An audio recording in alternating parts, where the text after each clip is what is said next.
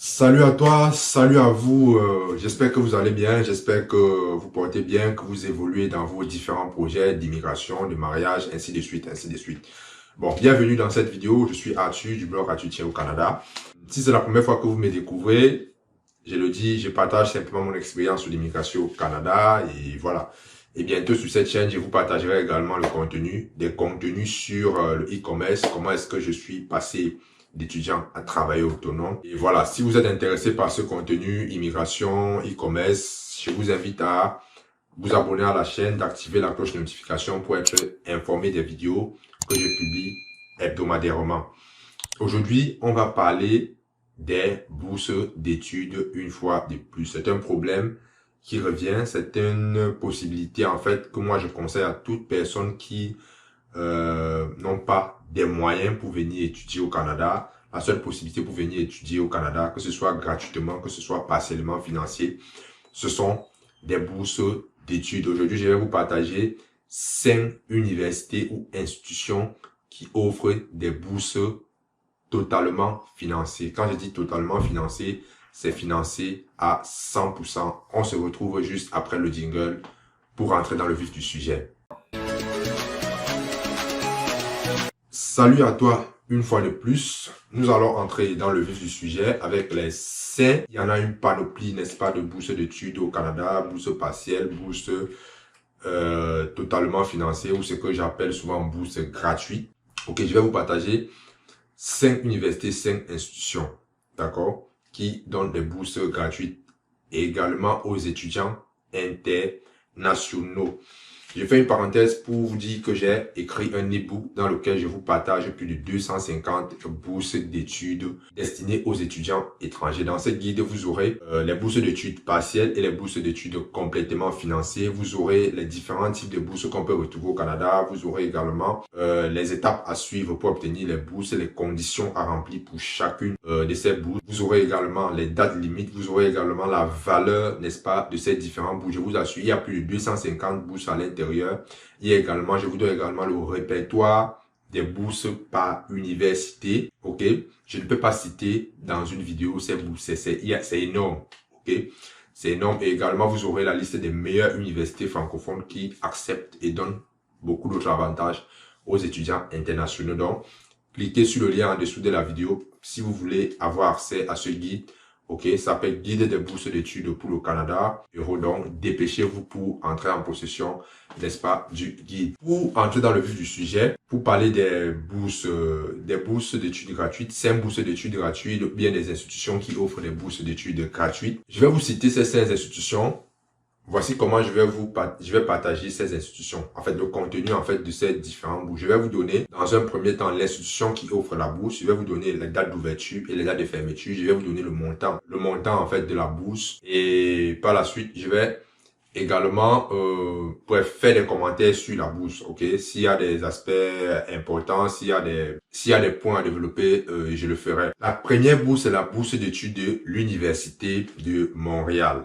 Ok, l'Université de Montréal, c'est une université située au Québec, dans la province francophone. Et cette bourse-là est destinée aux étudiants étrangers. Alors, le but de cette bourse, en fait, c'est une bourse qui vise à non seulement l'excellence académique, mais aussi à encourager les étudiants étrangers à rester sur le sol canadien après les études.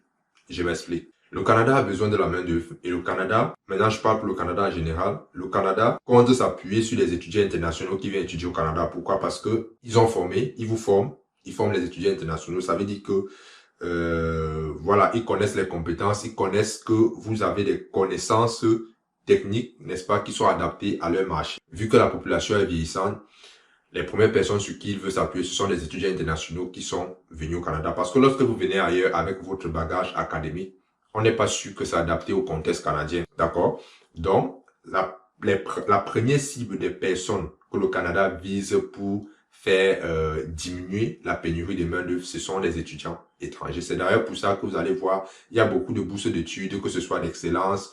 Bref, je vais faire une autre vidéo pour parler des différents types de bourses d'études, les bourses d'excellence, ainsi de suite, ainsi de suite. Je ferai une autre vidéo là. Et bien sûr, si cela vous intéresse, vous dites dans les commentaires que voilà, vous êtes intéressé. Si ce n'est pas intéressé, vous n'êtes pas intéressé, moi je ne ferai pas parce que je ne vais pas faire une vidéo qui ne répond pas à un besoin. Donc, vous avez donc cette bourse de l'Université de Montréal. Et voilà, dans cette institution, il y a plusieurs autres types de bourses. Donc, si le nombre de bourses est disponible, c'est variable. Si vous allez sur le site de l'Université de Montréal, ok, je vais mettre les liens des universités, ok, je vais mettre ça en dessous de la vidéo pour que vous puissiez, n'est-ce pas, aller dans le site explorer. Donc, les universités offrent par exemple plusieurs types de bourses. Il y a les universités qui ont 10 bourses, ok. Il y a d'autres qui ont 4 bourses, ainsi de suite. Pour l'Université de Montréal, c'est variable. Ça veut dire qu'il y a plusieurs. Maintenant, en ce qui concerne les dates d'ouverture, si vous voulez postuler à ce type de bourse, sachez que l'Université de Montréal ouvre, n'est-ce pas, pour les bourses à partir de juillet de chaque année.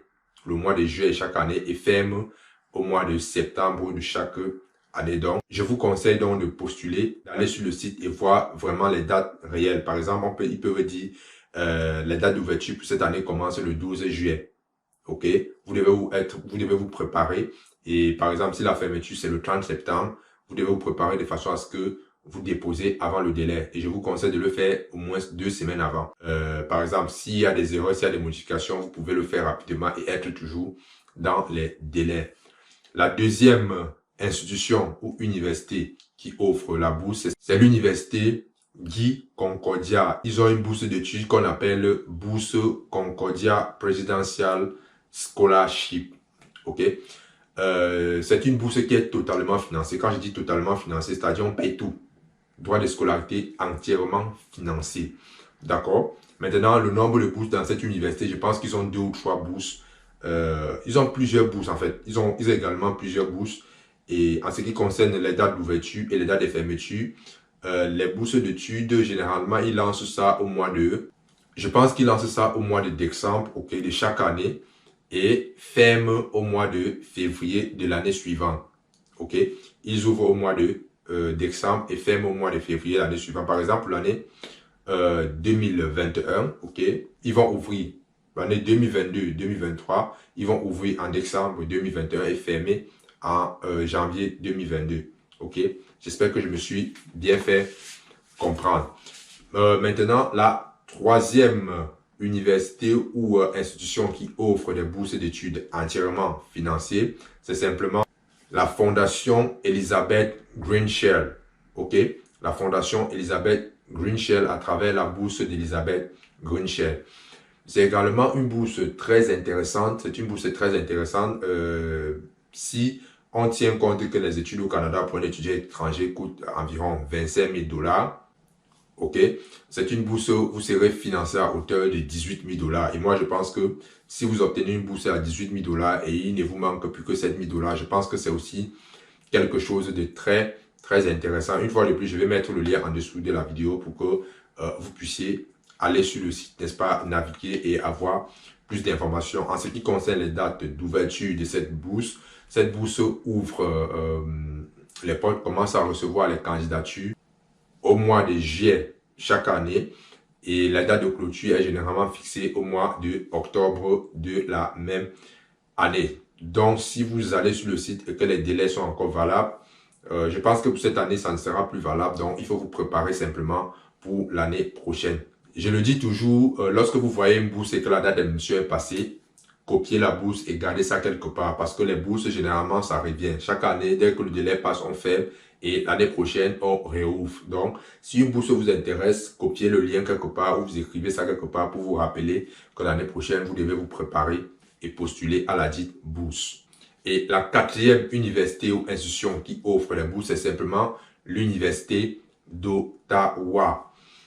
Je parle de cette université en connaissance de cause parce que c'est là-bas que j'avais eu voilà, une bourse d'études qui me permettait de payer les mêmes droits de scolarité que les étudiants canadiens. D'ailleurs, si vous souhaitez savoir comment j'ai fait pour avoir cette bourse, venir étudier au Canada presque gratuitement en payant les mêmes droits de scolarité que les étudiants canadiens, comment j'ai pu obtenir, n'est-ce pas, l'admission dans cette université. Bref, le processus que j'ai suivi pour venir travailler, étudier, travailler et devenir résident permanent du Canada et aussi et surtout comment j'ai pu démontrer ma capacité financière. Vous le savez bien, je le dis toujours, j'ai eu un échec.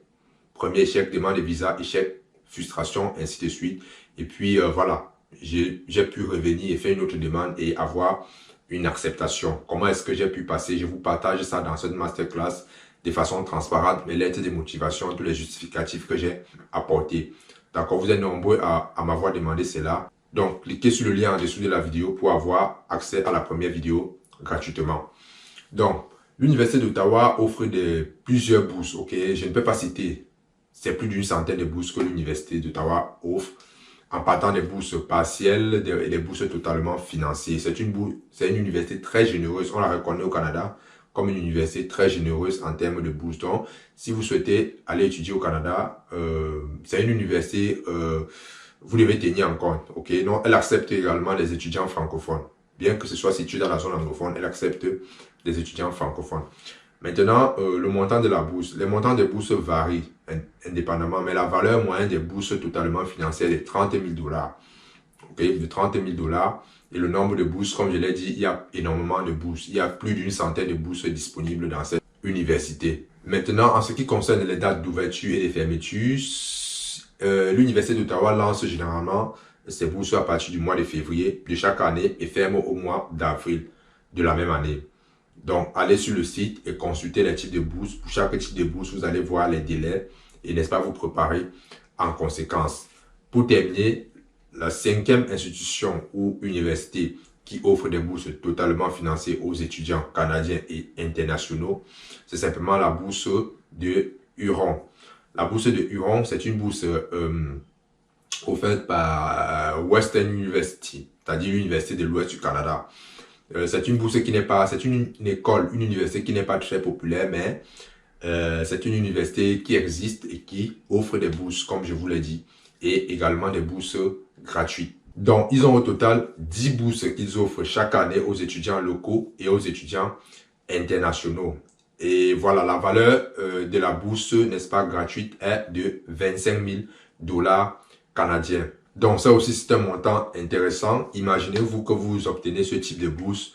Voilà, je dirais c'est un jackpot, quoi. Vous avez gagné votre pari et vous n'allez plus stresser pour les droits de scolarité. Comment est-ce que je vais payer? Ok. Mais pour postuler, vous devez savoir, ils ouvrent, n'est-ce pas? Ils lancent ces bourses à partir du mois de décembre et ferment au mois de février de l'année suivante. Donc, voilà les informations que moi, je voulais vous donner par rapport aux bourses, des opportunités. Une fois de plus, tout va résider dans la préparation. Ok. Si vous préparez bien, vous allez sur le site, vous prenez les conditions en fait de la bourse et que vous voyez les bourses qui correspondent à votre profil. Alors, moi, je pense que c'est comme ça que vous devez procéder de toutes les manières. Avant de postuler, postulez et surtout, faites attention aux arnaques. Il y a beaucoup d'arnaques dans ce type, dans les processus d'obtention de bourse vers le Canada. Je reçois énormément de personnes qui ont failli se faire arnaquer ou même qui se sont fait arnaquer. Ils ont envoyé des montants de 290, 300, 400, parfois même jusqu'à 1500 $ pour les gens qui les ont promis des bourses qui n'existent pas en fait. Donc voilà tout ce que j'avais à vous partager dans cette vidéo. Si vous voulez avoir accès directement aux différentes bourses d'études offertes au Canada, vous pouvez, n'est-ce pas, cliquer pour avoir le guide, n'est-ce pas, des bourses d'études pour le Canada que j'ai mis en ligne il y a de cela quelques mois. Je vous remercie d'avoir suivi cette vidéo. Si vous avez des questions, n'hésitez pas à me les poser. Si vous avez des sujets, mentionnez-les en commentaire. Partagez massivement cette vidéo. Abonnez-vous à la chaîne. Et on se dit à la prochaine pour une nouvelle vidéo. Ciao.